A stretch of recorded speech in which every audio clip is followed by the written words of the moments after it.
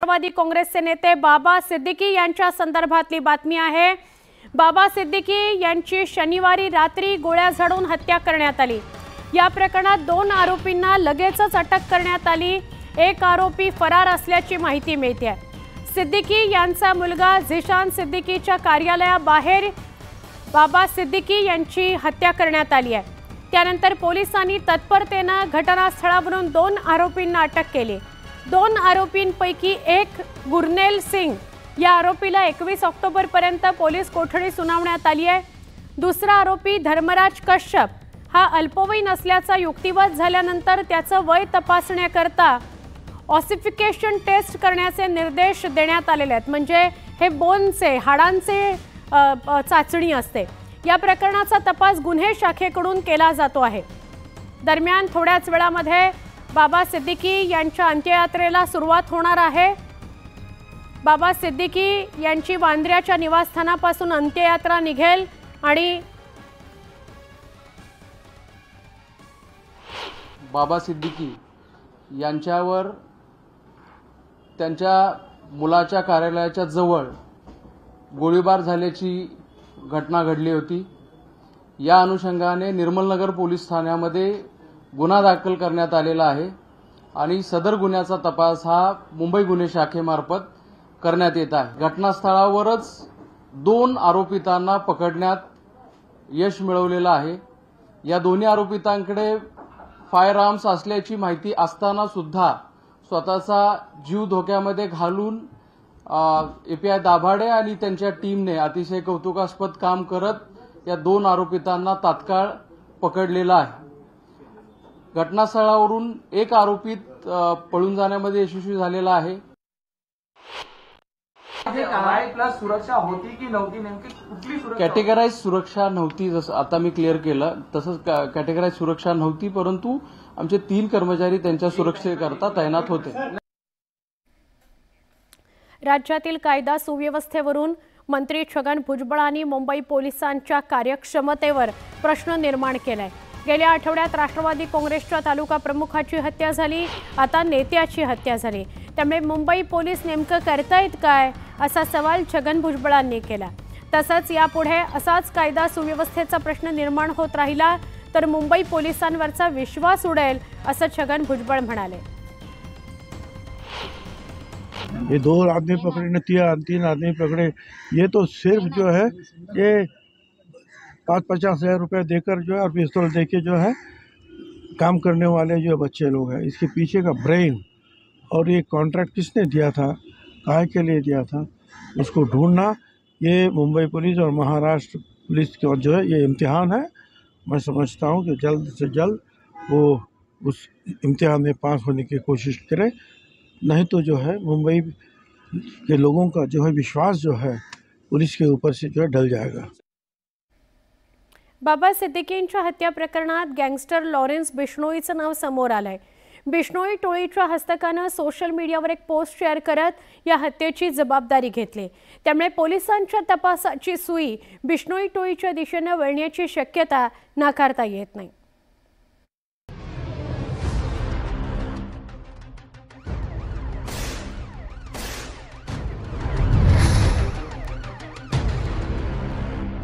शनिवारी भर रस्त्यावर राष्ट्रवादी काँग्रेसचे नेते बाबा सिद्दीकी यांची गोळ्या घालून हत्या करण्यात आली। या हत्येमुळे मुंबई शहर हादरून गेलंय। एकीकडे पोलिसांच्याकडून बाबा सिद्दीकी यांच्या हत्येचा तपास केला जात असतानाच शुभम लोणकर यानं सोशल मीडियात एक खास पोस्ट शेअर केली आहे। या पोस्टमध्ये बाबा सिद्दीकी यांची हत्या गँगस्टर लॉरेन्स बिश्नोई टोळीनं केल्याचा दावा करण्यात आलाय। सलमान खान, आम्हाला आता संघर्ष नको आहे, पण तू आमच्या भावाच्या जीवावर उठलायस। आज जे बाबा सिद्दीकीच्या सज्जनतेविषयी बोलत आहेत ते सिद्दीकी दाऊदच्या सोबत मक्केत होता। अनुज थापन आणि दाऊदचं बॉलिवूड कनेक्शन यासोबतच राजकारण आणि प्रॉपर्टी डीलिंग हे सिद्दीकी यांच्या हत्येमागचं कारण आहे। आमचं कुणाशी वैर नाही, पण सलमान खान आणि दाऊद टोळीला मदत करणाऱ्यांनी आपला हिशेब करून ठेवावा।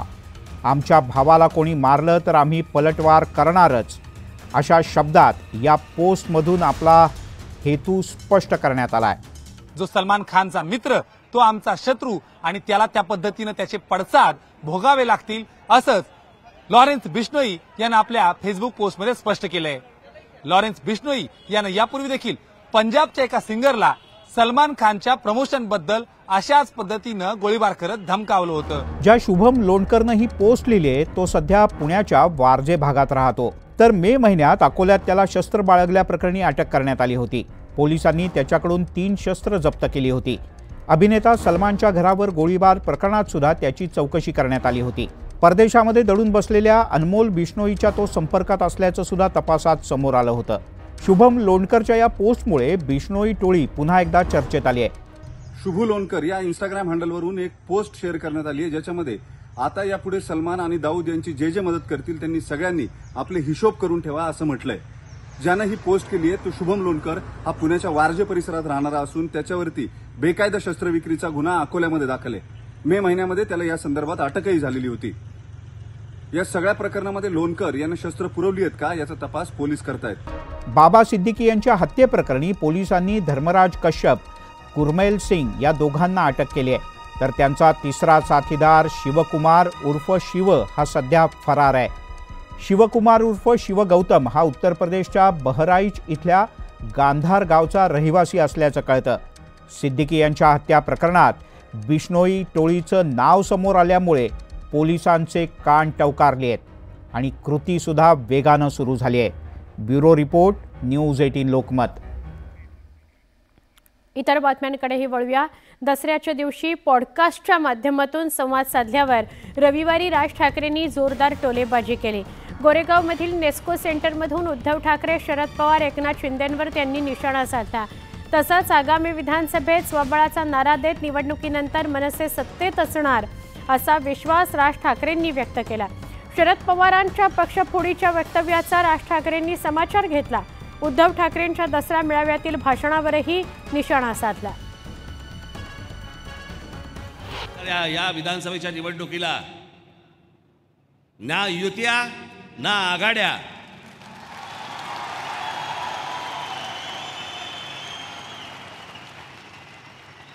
आपण स्वतंत्रपणे महाराष्ट्राला सामोरे जाणार आहोत। मी तुम्हाला नक्की सांगतो की येणाऱ्या विधानसभेच्या निवडणुकीच्या निकालानंतर महाराष्ट्र नवनिर्माण सेना हा सत्तेमधला पक्ष असेल, आपण एवढं लक्षात ठेवावं।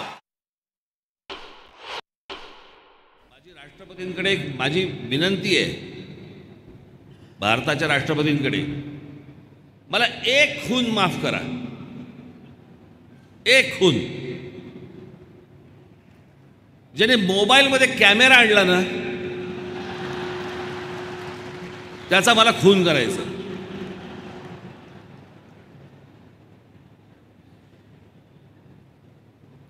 आणि सगळ्यांना फोटो देणं शक्य होत नाही। हे आरक्षण मिळू शकत नाही, ही गोष्ट होऊ शकत नाही, हे प्रत्येकाला माहिती आहे।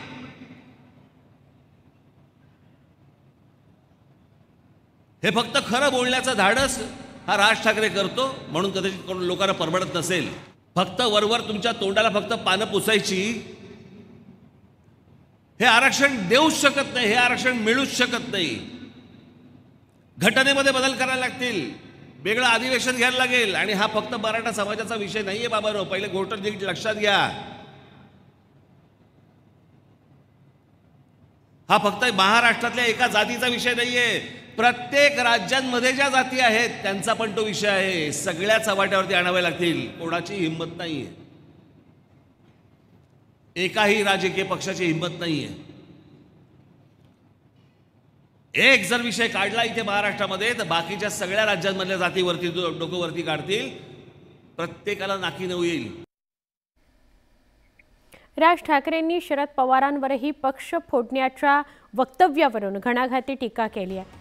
शरद पवार बोलताना सांगतात की आमचा पक्ष फोडला, मात्र माझा त्यांना प्रश्न आहे की तुम्ही आयुष्यभर काय केलं, पक्षच फोडले, त्यामुळे तुम्ही कसल्या फोडाफोडीच्या गोष्टी करता, असा सवाल राज ठाकरेंनी शरद पवारांना केला, त्यांच्यावर तोफ डागले।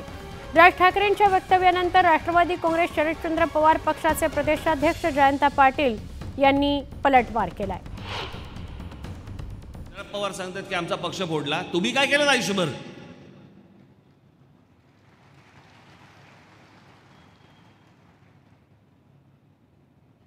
78ला काँग्रेस फोडलीत, 91ला शिवसेना फोडलीत, त्याच्यानंतर नारायण राणेंचं झालं, ते गेले, त्यांना फोडलं. तुम्ही कसल्या फोडाफोडीच्या गोष्टी बोलताय? फोडाफोडीचं राजकारण पवार साहेबांना करण्याची कधी आवश्यकता भासलेली नाही आणि याच्यात राज ठाकरेंनी त्यांचा नक्की विरोधक कोण हे पहिल्यांदा ठरवावं. राज ठाकरेंचा खरा विरोधक कोण, शत्रू कोण, किंवा राज ठाकरेंना म्हणजे राज ठाकरेंची जी गण आहे ती सगळीकडे फिरत असते, ती नक्की त्यांचे विरोधक कोण हे जरा राज ठाकरेंनी निश्चित करावं. महाविकास आघाडीच्या नेत्यांनी मुंबईत पत्रकार परिषद घेतली आणि राज्य सरकारवर हल्लाबोल केला. राज्य असुरक्षित असल्याचा आरोप यावेळी करण्यात आला. कितीही जाहिराती केल्या तरी सरकारचा खरा चेहरा लपला जाणार नाही असं वक्तव्य उद्धव ठाकरेंनी केलं. तर महायुतीच्या नेत्यांनी महाविकास आघाडीच्या नेत्यांचा जोरदार समाचार घेतला.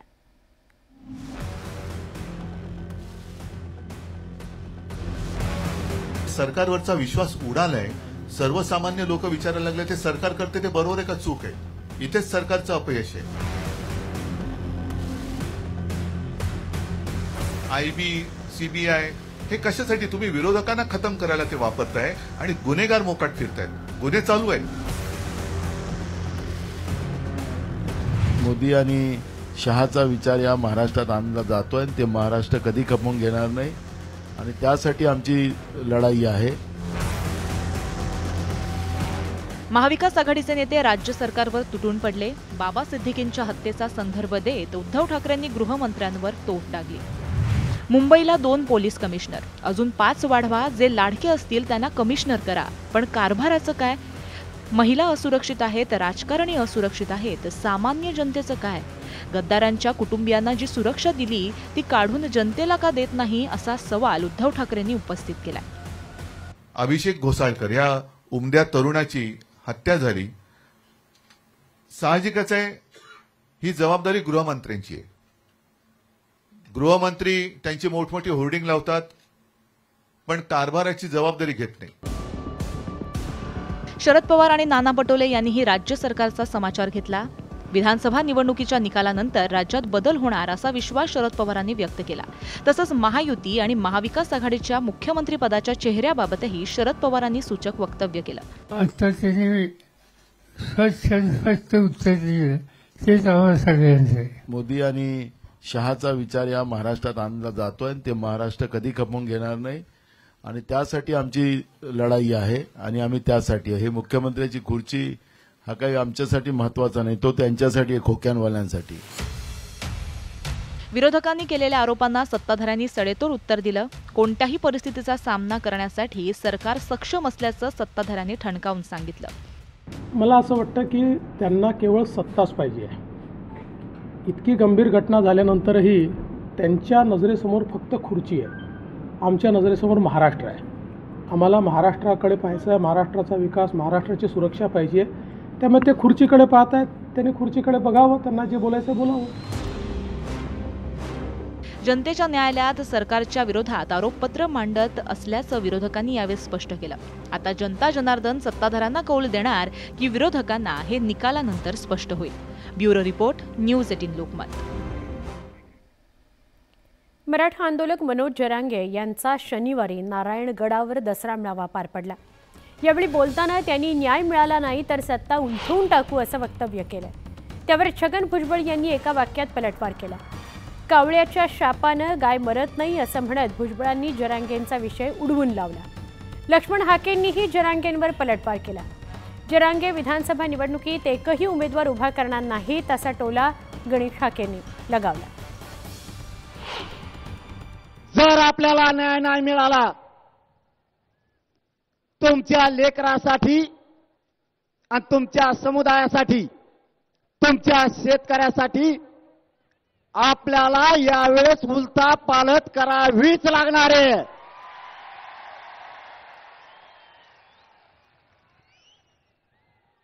त्याशिवाय पर्याय नाही.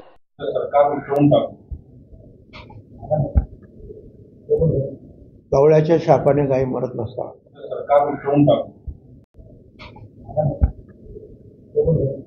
कवळ्याच्या शापाने काही मरत नसतात. जरांगे असं 1-2 सीटा सुद्धा उभ्या करणार नाहीत, तेवढी त्याची हैसियत नाही. फक्त शरद पवारांचं ऐकणं, एकनाथराव शिंदेंचं ऐकणं, आमदार खासदारांचं ऐकणं, ह्याच्या पलीकडे जरांगेचं कालच्या मेळाव्याचा कुठलाही हेतू नव्हता. राज्यात पुन्हा एकदा परतीच्या पावसानं हाहाकार उडवून दिला. मुक्ताईनगरमध्ये मुसळधार पावसामुळे नदी नाले ओसंडून वाहू लागले. तासभर झालेल्या पावसामुळे शेतकऱ्यांच्या पिकांचं मात्र मोठं नुकसान झालं. शेतकऱ्यांची तूर, कपाशी, मूग, उडीद ही पिकं पाण्यात भिजली. दुसरीकडे कुऱ्हा परिसरातही शेतातील हजारो क्विंटल मका वाहून गेला. कपाशी, तूर, मक्यासह इतर पिकं जमीनदोस्त झाली.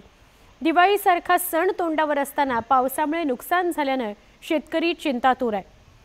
बुलढाण्यालाही 2 दिवसांपासून मुसळधार पावसानं झोडपून काढलंय. त्यामुळे नळगंगा नदीला पूर आलाय.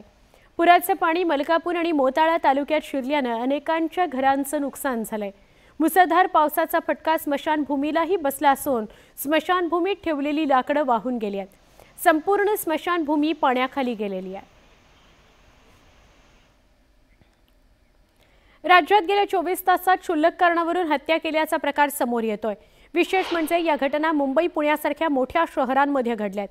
मुंबईच्या मालाडमध्ये मनसे पदाधिकाऱ्याच्या मुलाची हत्या करण्यात आली आहे. मालाड पूर्व इथल्या मनसे पदाधिकाऱ्याच्या मुलाची परस्पर भांडणातून हत्या करण्यात आली आहे. आकाश माईन असं मृत तरुणाचं नाव आहे. या घटनेनंतर दिंडोशी पोलिसांनी गुन्हा दाखल केलाय. या प्रकरणी पोलिसांनी एका आरोपीला अटकही केली आहे. तर पुण्यातल्या धायरीमध्ये ताटातील जेवण खाल्लं म्हणून एका तरुणाची दगडाने ठेचून हत्या करण्यात आली. या प्रकरणी 5 आरोपींना ताब्यात घेण्यात आलंय.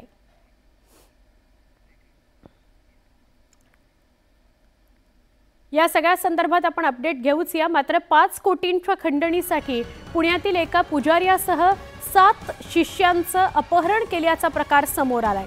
ही घटना उघडकीस येताच पुणे पोलिसांनी कर्नाटकमध्ये जात सिने स्टाईल कारवाई केली आणि सगळ्यांची सुखरूप सुटका केलेली आहे. या प्रकरणी 3 आरोपींना अटक करण्यात आली आहे. पुण्यामध्ये बजरंग लांडे नावाचे पुजारी आहेत.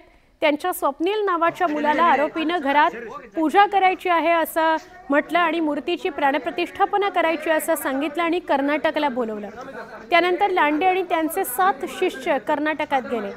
यावेळी पुण्यात भेटलेल्या आरोपींनी लांडेंना त्यांच्या शिष्यांसह एका खोलीत डांबून ठेवलं आणि त्यांच्या कुटुंबाकडे 5 कोटींची खंडणी मागितली.